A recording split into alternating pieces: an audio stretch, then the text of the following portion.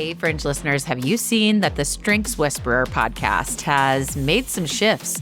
So they were always pretty darn amazing in the conversations that Brandon and Darren had with incredible leaders around the globe. And now they've shifted and Brandon has taken over for this series. Brandon Miller's the CEO of 34 Strong, a Gallup Clifton Strengths-based company. And they are bringing on coaches from around the globe that specialize in different areas of strengths, and they're honing in on one strength at a time per coach. And this is one of the favorite episodes that we see hitting the, listener arena. TyAnn Osborn. This episode is focused on the strength of significance, and Brandon does a great job of digging in with TyAnn. You got to hear this one.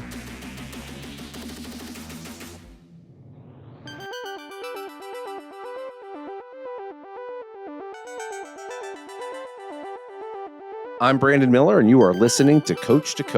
This weekly series dives deep into the world of Clifton Strengths and how they impact your daily life. Hear from certified strengths coaches on the ins and outs, quirks, and characteristics of all 34 strengths and 4 domains and how they play out in real life. Let's get started. Hello, welcome back to Coach. Today I have with me TyAnn Osborn, and we are going to unpack significance. I feel like we need intro music, TyAnn, for that one. It should. It should have a lot of.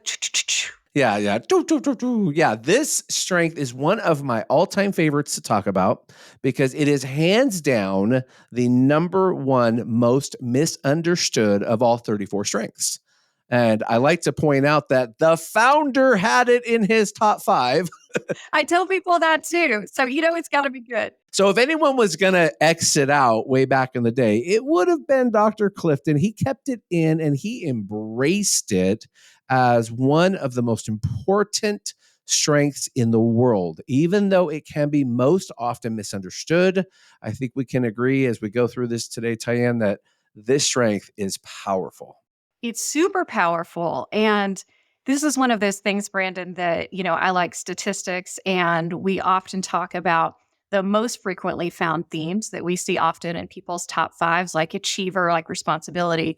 But significance is one of the least frequently found themes. So significance, self-assurance, and command, those usually less than 5% of people have that in their top 5. So I always say when I see that in someone's top 5, I get excited. I'm like, ooh, let's talk about that. We got to bring it. But that's not always people's first impression. It is not. And if listener today, you're noting the familiarity between TyAnn and I, we go way back. Both of us were certified in 2013. So we are the OGs of the global strengths movement. Oh, I can say that to you.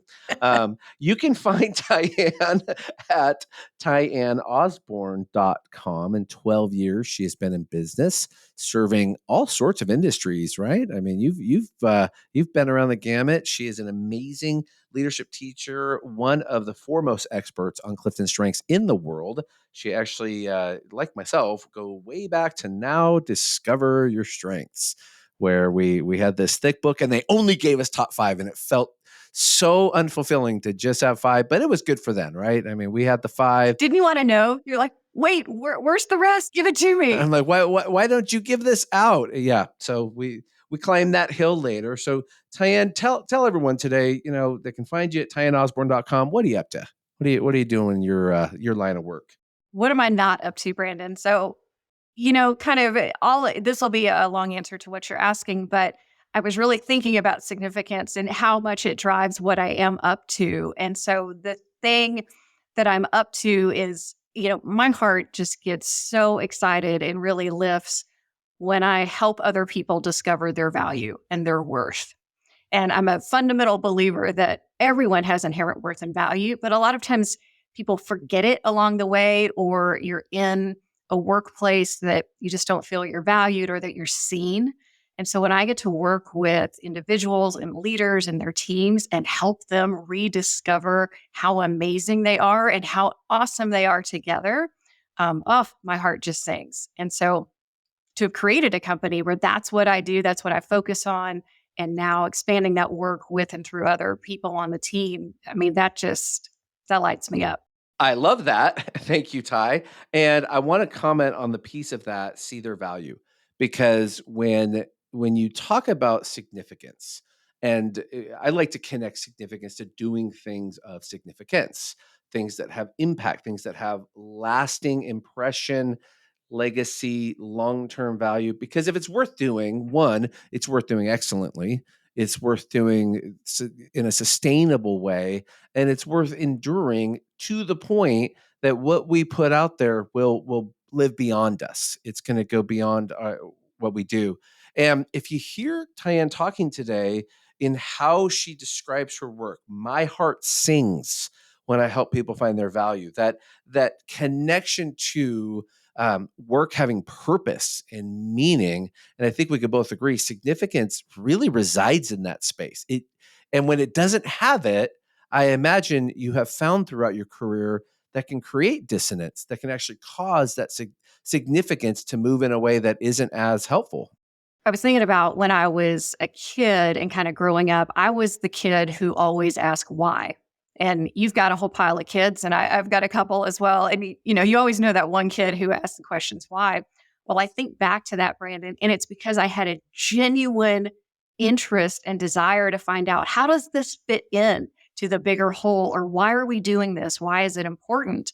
And when we look at how strengths are kind of broken out to those leadership domains, any of those influencing themes like significance, it's all about why. And so, unfortunately, I had the very old school father who used to say, because I said so, that's why.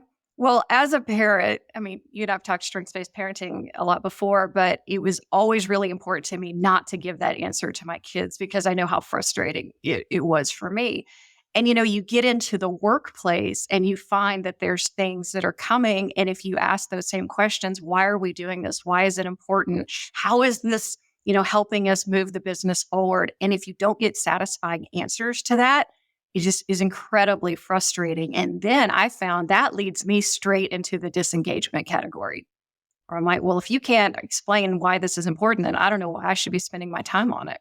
And, that can go south pretty fast, especially if you're not quite sure how to articulate your needs and how to, explain or express why you're asking these things.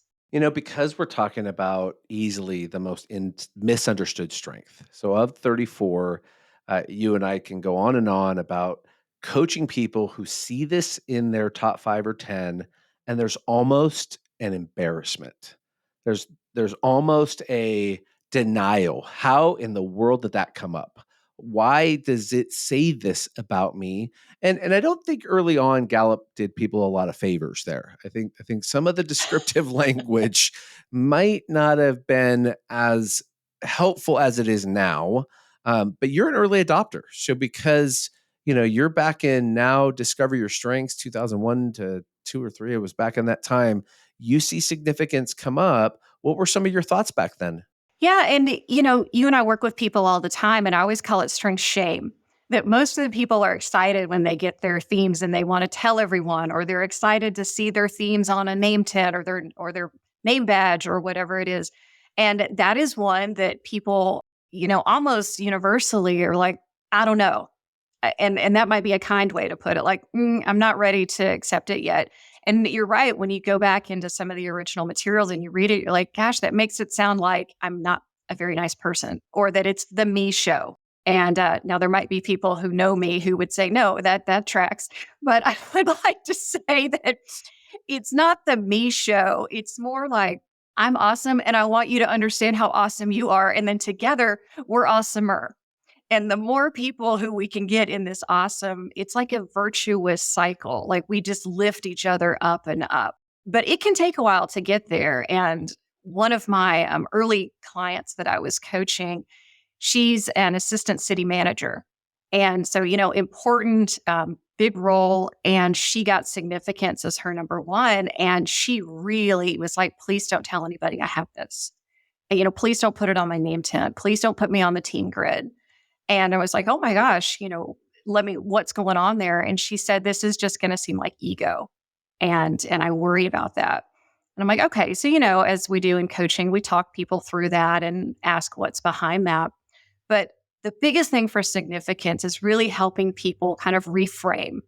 And just like you said, it's about legacy. It's about importance. It's about things that are bigger than us and how we can contribute and how that contributes to the bigger part of the world. So for her, it's like, okay, working at a city, it's incredibly important because the things you do affect the citizens of the city. Like you're making really important decisions. This has impact into someone's life. And this is a particular city that wants to be, get those designations of like best city to live in, fast growth, great for employers, great for citizens, and that kind of thing. And so helping her switch that, just kind of make that switch in her head from, oh, it's not about me. It's really helping shepherd these programs. And so I suggested that that could be her gift when she's working with the other city executives and the city council, is really to use that as a frame for, okay, why are we doing this thing? How is it helping? How is it important? And if it's not, that's an opportunity then to take a look and say, well, should we be spending our resources in that space? I want us listeners to hear this today, the term strength shame, because TyAnn, perhaps, and I've heard this, there are strengths coaches out there that when they approach a strength like this, they almost don't know how to go. They're not sure what to do with it, and they can really fumble the play. They can really come in and almost reinforce that excessive ego side because they've developed a bias, and so they feed into that part. Because let's be fair, every strength has its, to use the term we were taught, balcony and basement, right? Every strength has that. And the three that you described earlier, command, self-assurance, significance, are the three rarest strengths in the world. So naturally, having scarcity equals a misunderstanding or an unknown. So with that unknown is, I don't know how that is. Now, at the same time, because these are huge strengths, like these strengths enter the room before the person walks in. The presence goes before them. And so, yes, in their basement, it can be bad. It can be destructive. It can cause harm. There is no question about that. Every strength has a dark side. Yes, the dark side of these can be dark, as in any others. However, with that reality comes the light, or the best can be world changing, life altering, transforming. And as coaches, that's our job. Our job is to help them to get to the light, to get to that balcony, to get to the brilliance and the beautiful. But one must start with the place of, do I deeply appreciate, respect, see the benefit of, can relate to being a high significance who coaches significance? I imagine there's some natural advantage because you are in process and coaching through the process.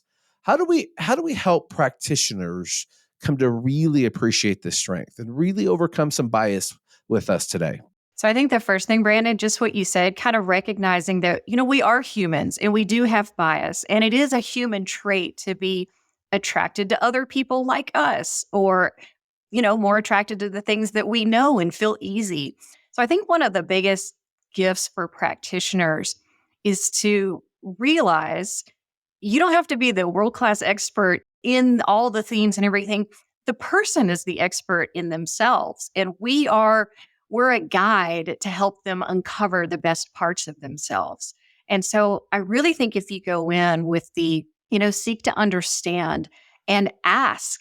One thing I tell all my workshop participants and my coachees is, just because we know our strengths, that gives me a neat starting point for questions. Not, oh, I know everything there is to know about you and I don't have to talk to you. And so for me, just asking, how does significance show up for you? What did you think about that? Let's read through your report together and see what stands out to you. And then occasionally, again, just because people have such a mental block about some, they're like, I just don't know. I'm like, that's okay. Why don't you sit with it? Why don't you go home and talk to a partner or call your best friend or ask a manager and see if these, or do they see any of these things? And so I try to get people to realize strengths are neutral, but, as we were taught, but I like to say all strengths are awesome. I really do think they're awesome. And so it's just kind of asking the right questions to help someone along the journey rather than me having to sell you on why your significance is awesome. I know it's awesome. So we're going to play a little game of what to say and what not to say. So I want you to imagine that one of us listening today, we're coaching TyAnn, and she just got her first strengths report, and dun dun dun, here's significance. So let's start in the reverse. So what would be good things to not say to TyAnn when you see that significance show up on that report? First, I think you really have to work on your poker face, because even just reading the report and kind of the nose wrinkle, Brandon, when people are like, ooh, this is quite a set of strengths you got here. I mean, even just how our face shows up. I would add your tone just then. Right. Because even through the phone, I would have heard that. Oh, of course you would. I would have heard like, what's wrong with me? Right. What is wrong with me? And then so imagine that I'm the coachee and I'm looking for your guidance, and I probably do need reassurance. It can be scary to have a coaching relationship. Even if I've been told it's positive, it can still be scary to be vulnerable with someone, or, to just be putting some language around these things. And so if I feel like I have a trusted guide in my corner who asks me questions, who can help provide some context, that's going to be so much better. But the tone is so important. And here's the thing about significance. We're super dialed into what other people think, or what other people are telegraphing. And so how this looks great is when I'm in front of a group, man, I am super dialed into how is this stuff landing? Who seems like they're getting it? Who seems like they might be a little stuck? And I'm able to adapt on the fly in terms of what's happening. But imagine that I'm with you and you're kind of trying to give me some insights about myself, and you're telegraphing something that's not coming across that great. And I'm like, oof, I don't feel so good about this. And, and all of us come into situations with baggage, right? And I think especially in our kind of corporate workforce, we're so used to getting performance feedback, which should be a neutral term. And instead, Brandon, if someone's like, hey, Brandon, can I give you some feedback? 99% of the time, it's not going to be something great that comes out of their mouth after that. Yeah, that's not usually a lead-in for you're awesome. That's all the feedback I wanted to give you. Exactly. And I think with significance, it can be just so sensitive to that, because if you hear negative things, it really means that I missed the mark. I missed the mark when I was reading the room or reading you or whatever. And so, it can really take the wind out of your sails. Yeah. And so I want us all to hear that. Super dialed in to what people think about me. And with high significance, you're very aware of the applause. You're very well aware of the approval. You know when you have it and you know when you don't. And it is why people with high significance are standout performers. They work tirelessly to be at their very best. Right. And I think, Brandon, that just that nuance right there, I think that's part of what people misunderstand or don't quite make it across to the end goal is, okay, why is it important? Why is it about I'm up there and I'm doing a good job? It's not ultimately about me. It's because I'm so wanting you to understand the content and see how this is important for you as a person, for you as a team member. And if I miss the mark on that, I have let you down. And so I think people miss that connection between, it's just Ty, she's out on stage and she wants it to be all about her. And I'm like, I do want to give you the best possible presentation, but it's because of the why behind it, not just so I can, poof on stage in a cloud of glitter and then peace out and everything's super about me. That's really not it. Yeah, I tell you what, when I see this strength show up at its best, it's breathtaking. I mean, it is a strength because whatever you combine it with, it makes it better. That's what I've noticed with significance. Whatever you put around it, it makes it better. Now, because there's a dual responsibility, right? So there's the responsibility of the one who's having and holding it to learn when and how does this work? How do I name and understand and call attention to this within me so I can see the best and brightest and most brilliant use? And then how do I help others understand that this drive, this tenacity, this fuel to my fire, it's never going away. It will never go away my whole life. I will always have this, and I will always be thinking about what you're thinking and thinking about what they're thinking and then thinking about what I'm doing in light of both. There's this pressure that a significance puts on themselves. And I don't know that we as coaches, or certainly you put them in the management space or significant other, the pressure I feel can never be exceeded by the pressure you apply. You'll never put more on me than I put on me, ever. You couldn't. But sometimes you can add to mine to the point that you weigh me down to where I can't handle it anymore. And I'm wondering, for someone with high significance, have you felt that in the past? Have you been in that space where, whoa, like I'm getting weighted by people around me, and now this is turning on me. It's starting to turn to something that's not healthy. Yeah. And something you said about, when we have these things, you never not have it. And to me, it's a little bit like competition. That's in my top 10. That's high for you as well. And I've especially noticed with people who really have a competitive drive, you will never not be competitive. And so for someone to come up to you and be like, hey, Brandon, it doesn't really matter. I need you to give a little less. You can't turn that off. You can't undo that. You can't unsee it. And so it's the same with significance. If someone's like, we just got to do this, or you just need to be concerned less, or whatever. It's kind of like telling someone, just calm down. That never calmed anybody down ever. And so I think really the understanding with people, or to be able to say, it seems like if we're working with kids, it seems like you've got some big feelings around this, or I see a lot of emotion on your face. Can you help me understand where that's coming from? What's going on behind that? And I have seen often with some of these like really powerful themes when we're coaching people, sometimes there's tears that come up. And, that's a great time to take a pause and say, what's going on here? Tell me what's behind these emotions, and letting the person tell you. And then I can modulate my approach if I'm the manager on, okay, let me perhaps provide some context, or how can we restructure this so that it's a great fit for you, or whatever. But I'll tell you, especially when I was younger in my career, something I was really sensitive to were just what I call busy work projects. And you know how it is. It's just whatever. And I really chafed at that. And I couldn't quite figure out why my peers were like, okay.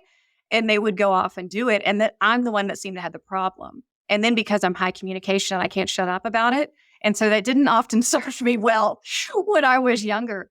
But I have this vivid memory. I had this college job, and this is how old I am, Brandon, it was working at a physical therapist's office where they had the therapist would dictate on their little dictation machine, and they would have these little tapes after each patient encounter. And they had stacks of these little tapes that needed to be transcribed. Well, I'm a really fast typist. This is my secret party skill. I know that's super cool. And so I got this job, and my job was to transcribe all these little tapes. Well, I'm super fast, so I finished. Like it didn't take that long. And then I went to the office manager and said, okay, I'm done now. What do I do? And she just said, well, you should have made it last longer. That was the work. And I'm like, so I just have to sit here for like 40 hours? Like, yep. Ugh. I mean, That's the worst thing you can say. That's the worst. Oh, it was the worst. And other people, I think, might think, oh, that's great. I would love that. I'm like, no, that's the worst. I need to be engaged with stuff that matters and is making a difference. And to be told on so many levels, like, just phone it in. I'm like, oh, that just crushed my heart. Wow. Okay, so here's a fun question that we're going to wrap with.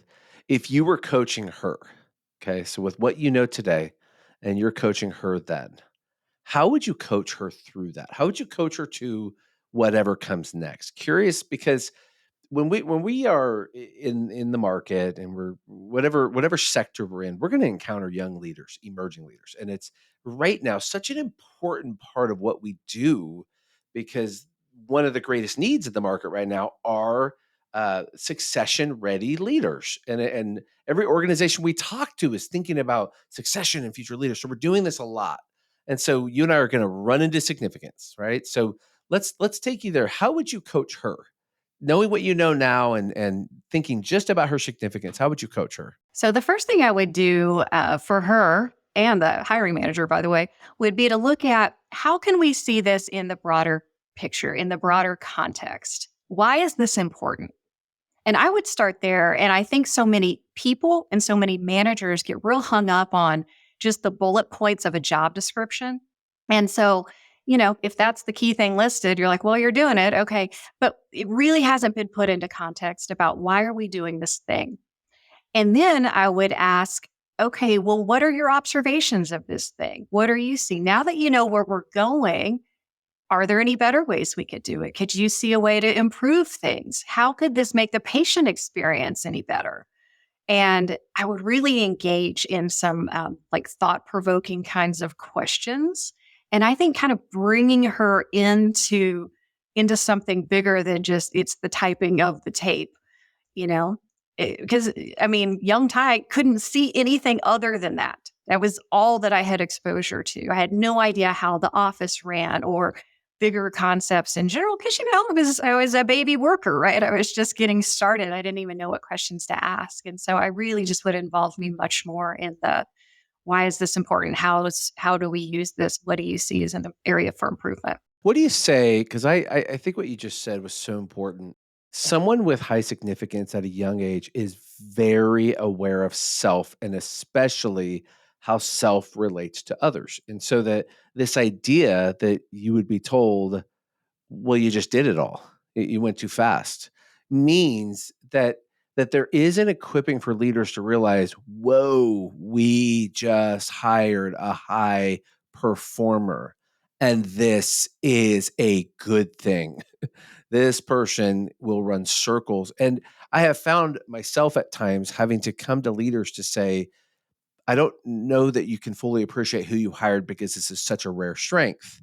But when it is leveraged, you are talking about some of the most impactful and powerful people in terms of what they can do for you. I think people miss that. And what we've seen, you and I have seen this, is where a manager might be afraid to hire somebody who's got that because they suddenly feel threatened. And I always wanted to say, I am not a threat to you. Like together, we are better. Look at what we could do together. Look how awesome I can make you look. Don't be threatened by me. Like, let's go there together. I've heard that all the way up to the CEO. I've heard it all the way up to a senior leader going, did we just hire my replacement at 25? Did that person just come in here? And then you and I are like, yes, and that's awesome. And they're like, is it though? But what I like to, I always love analogies and mental images that people can think of because I think storytelling is one of our best forms of communication. I want you to imagine like a border collie dog in your head. Now, these dogs are smart and they need a job. And if you don't give them a job, they will come up with a job. And it is almost always guaranteed not to be what you would like. It might be destroying your backyard, digging giant holes, eating through the drywall from this room into the next one, or any number of such things, right? But if you can give that border collie a job and keep it focused, but I do think it takes effort on the part of a manager. You can't just hire somebody like that and throw them in the back room and turn the light out and shove a pizza under the door and like, okay, my part is done. It's like, I do think they are going to be more demanding of their manager. That is clear. And I think for our listeners today, some of you who are coaches, some of you who are strengths practitioners within your places of work, I think TyAnn has done an excellent job of helping you understand the strength of significance. And if you have further questions for her, TyAnn, where could they find you if they wanted just to say howdy and ask you maybe a bit more about this or even learn what you do? Absolutely. So the website is TyAnnOsborn.com. It's helpful to have the unique name, Brandon, because I have all the URLs. So email TyAnn at TyAnnOsborn.com. My social media of choice is LinkedIn, and that's where I put out the majority of the content and love to engage with a dialogue on LinkedIn. Well, TyAnn, thank you so much for joining us today. Listeners, you're going to hear a word from our sponsor as we wrap up our time. But on behalf of myself and TyAnn, thank you for joining us to learn all about the strength of significance today. TyAnn, thanks a bunch, and we'll see you around. Thanks, Brandon.